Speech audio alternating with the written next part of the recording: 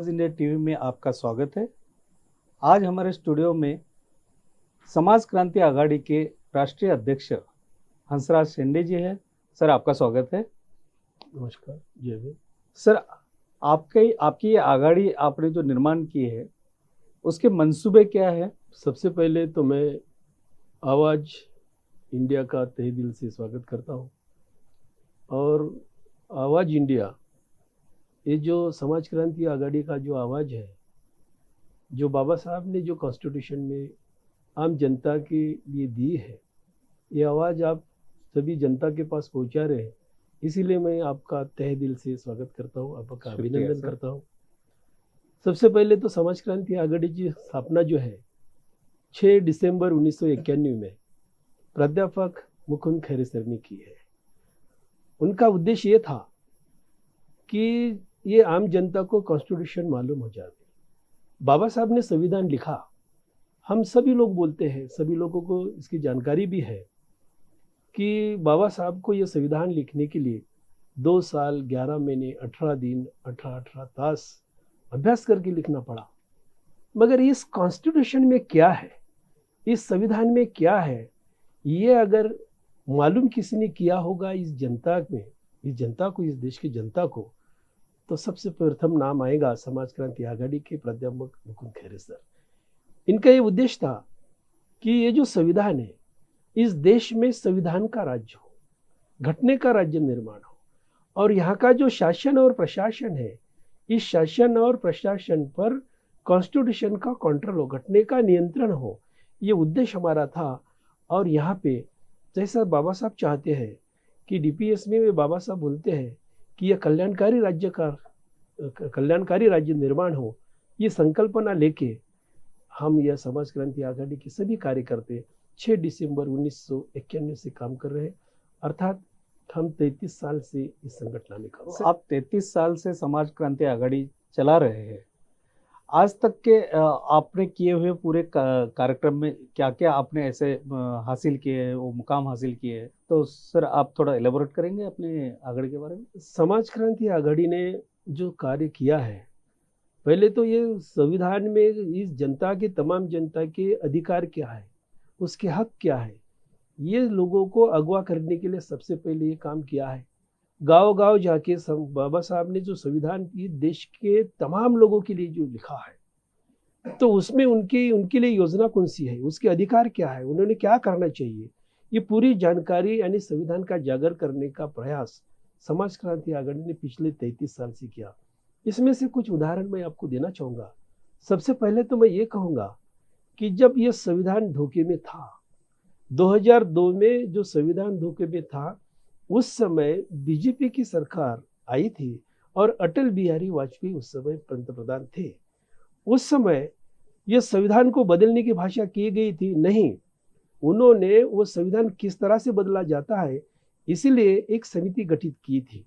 वो समिति जो गठित की थी, तो उनके चेयरपर्सन थे वेंकट चलैया साहब, जो सुप्रीम कोर्ट के सर न्यायाधीश थे। उनकी अध्यक्षता में एक समिति गठित की गई और पूरे देश में जितने भी सामाजिक संगठन हो, या जितने भी अम्बेडकरी संगठन हो, या जितने भी राजकीय पक्ष हो, उन लोगों को एक उन्होंने प्रश्नावली दी थी। तो उन्होंने एक प्रश्नावली, 1000 प्रश्न थे उसमें, ये सब लोगों को दिए गए और उन्होंने कहा, आह्वान किया कि ये संविधान जो है अभी कालबाह्य हो गया है, हमको बदलना है। इसीलिए जनता से उन्होंने ये मांग की थी। तो इस देश में हम बड़े फख्र से कहेंगे कि समाज क्रांति आघाड़ी के प्राध्यापक मुकुंद खैरे सर, जिन्होंने ईस्ट महाराष्ट्र में से 5000 प्रश्नावली लेके जब वो दिल्ली गए, उन्होंने बताए कि हमने जो आपका जो रिव्यू है समिति के सामने ये 5000 प्रश्नावली लाए हैं।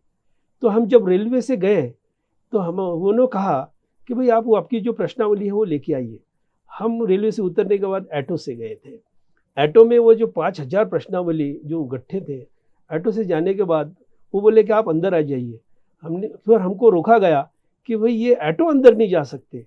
हमने कहा वेंकट चलैया साहब को कि हमारे पास ऑटो है, तो बोले ऑटो अलाउड नहीं है, आप ऐसा कीजिए, मैं एक गाड़ी भेज देता हूँ, उस गाड़ी में आप लेके आइए।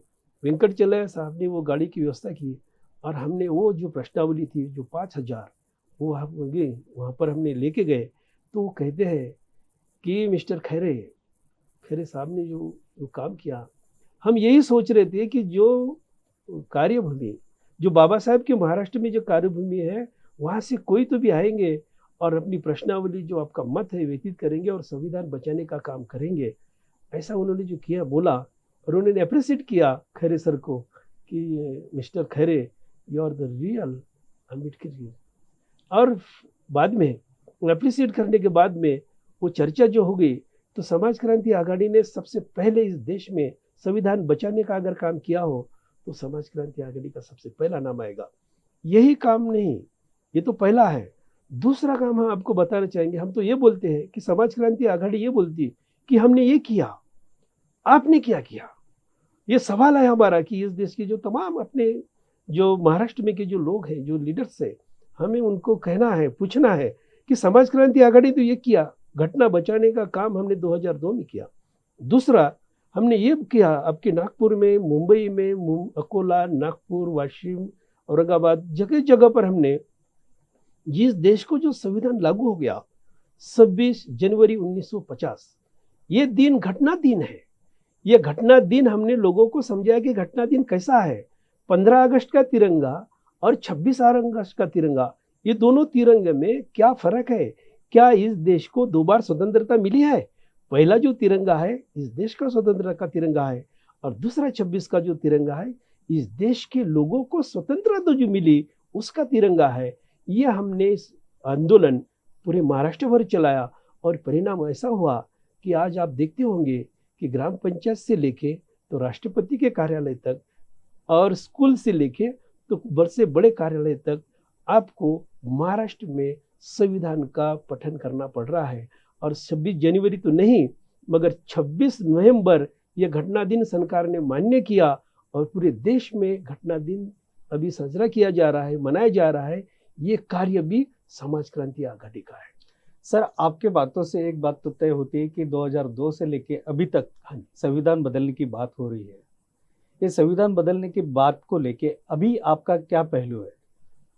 हमने समाज क्रांति आघाड़ी के सभी कार्यकर्ताओं ने एक तय कर लिया है कि ये जो शासन और प्रशासन, इस पर नियंत्रण घटना का होना चाहिए।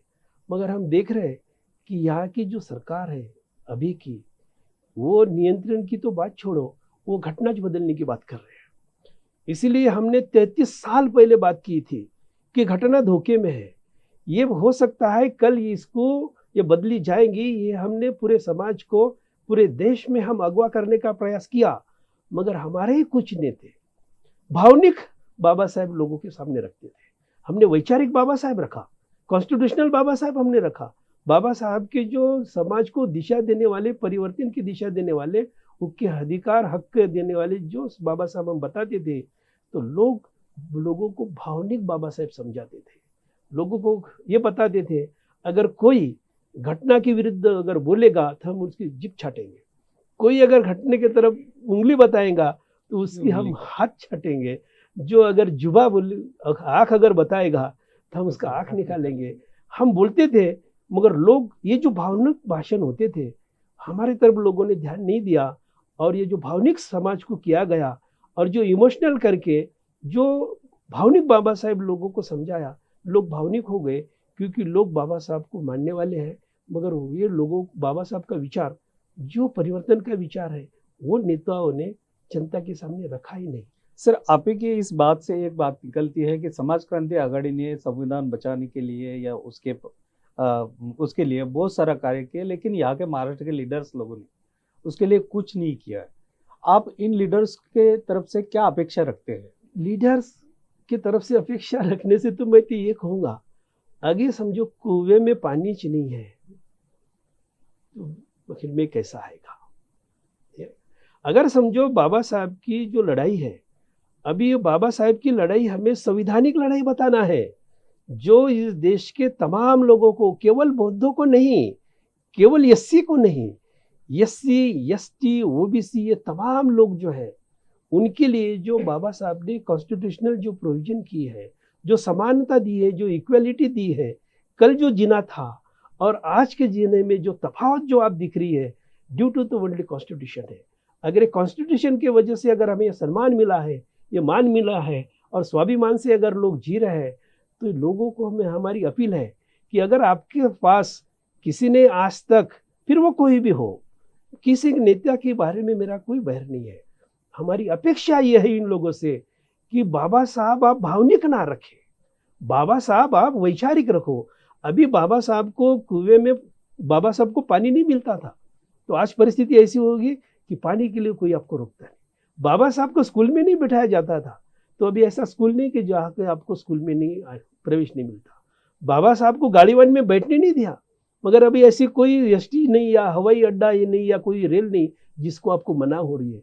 जो बाबा साहब को कठिनाई आ गई है, बाबा साहब ने समाज को, मुझे जो कठिनाई आई है तो मेरे समाज को ये कठिनाई नहीं हो, वो परिश्रम उनको ना हो, इसीलिए पूरे रास्ते अगर खुले करके दिए हैं, तो हम अपेक्षा रखते हैं कि जो खुले रास्ते जो किए हैं, जो संविधान में है, जो उसकी प्रोविजन की गई है, ये लोगों को बताओ। अगर 76 साल में हमारे नेताओं ने, हमारे जो भी विद्वान हैं, उन्होंने अगर समाज के विद्वान समझने वाले लोगों ने अगर समाज को अगर कॉन्स्टिट्यूशनल दिशा दी होती, तो आज ये समाज की जो स्थिति है ये ऐसी नहीं होती। और हमने जो 33 साल पहले जो भाकित किया था कि संविधान धोखे में है, अगर हमारी बात अगर मानी होती, तो आज ये देश में जो स्थिति निर्माण हो गई, ये नहीं होती। और संविधान भी अगर बदलना जा रहे हैं, तो संविधान अभी हमने कहाँ रखा, संविधान बाबा साहब को हमने कहाँ रखा? हमने गए बौद्ध बस्ती में गए, किसी बौद्ध के जो लोगों के घर में गए, झंडा है वहां झंडे पे गए, धम्म परिषद में गए, किसको बता रहे हैं? हम अपने लोगों को बता रहे हैं। बाबा साहब का संविधान क्या है, सिर्फ बौद्धों के लिए है क्या? नहीं, ये जो बाबा साहब कहते हैं कि बाबा साहब ने जो संविधान लिखा है, तो उसका सेंट्रल जो पॉइंट है, यानी केंद्र बिंदु जो है, इस देश का आदमी है। इस आदमी का शैक्षणिक, आर्थिक, सार्वजनिक, सामाजिक कैसा विकास होगा, ये बाबा साहब ने केंद्र बिंदु रख के इस देश के तमाम इंसान का अगर यह विकास किया है, तो वो विकास की दिशा कौन सी है, ये बताने की जरूरत अभी सभी लोगों की है। इसीलिए मैं सभी लोगों से अपील करता हूँ, केवल नेता को नहीं, ये जो लोग हैं, जो पढ़े लिखे लोग हैं, जिनको मालूम है कि ये संविधान जो है, ये संविधान में केवल बौद्धों के लिए नहीं है, तो अगर समझो ये ओबीसी के लिए, तो ओबीसी कैसा बताए? अभी इस देश में तो 2 ही राज्य चल रहे हैं, एक तो रायगढ़ पर का और दूसरा चौधार पर का। रायगढ़ पर जो है शिवबा है और महाड़ पर जो है वो हमारे बाबा साहब है। तो इसका संविधान से क्या संबंध है? अगर समझो शिवबा ने उनकी जो राज्य प्रणाली जो चलाई, उस वक्त तो कोई घटना नहीं थी, मगर राज्य कारभार चलाते समय जो शिवबा ने जो सब मावड़े जमा किए, मावड़े जो जमा किए तो एक जात के नहीं थे, उसमें तो सभी मावड़े, बोले तो मावड़ प्रांत में जो रहने वाले जो सब लोग हैं, वो लोग मावड़े हैं, जो विविध जाति धर्म के हैं, इवन तो उसमें मुसलमान भी है।